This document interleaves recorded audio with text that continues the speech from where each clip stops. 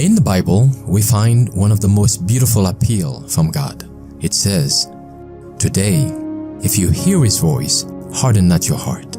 Would you like to spend this day with God? Listen to this devotional. This Day with God, a devotional by Ellen G. White. Choosing and doing. Who his own self bare our sins in his own body on the tree, that we being dead to sins should live unto righteousness, by whose stripes ye are healed. 1 Peter 2 verse 24. It is because he, Christ, has borne the punishment in his own body on the cross that man has a second probation. He may, if he will, return this loyalty.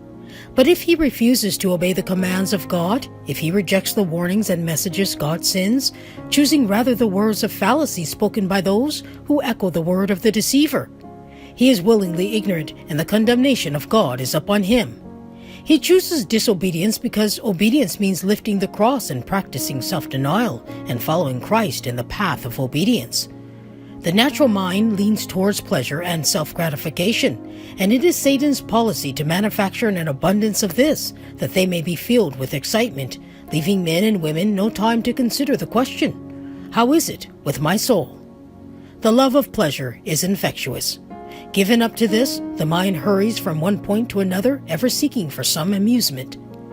The ability to enjoy the riches of glory will be developed in proportion to the desire we have of these riches.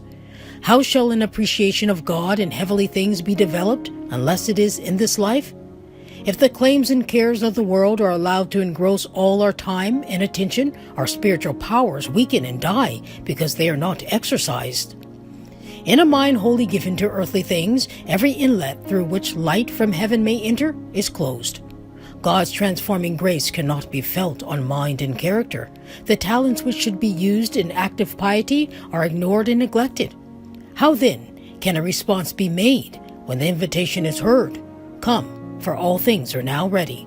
Luke 14 verse 17. How is it possible for a man to receive the commendation, "Well done, good and faithful servant," when he has been disobedient, unthankful, unholy? He has trained the mind to disregard God's plainest requirements, to dislike religious things. He loves the things of earth more than the things of heaven. Obedience to God's commands will enroll our names in the Lamb's Book of Life, for we are made partakers of Christ.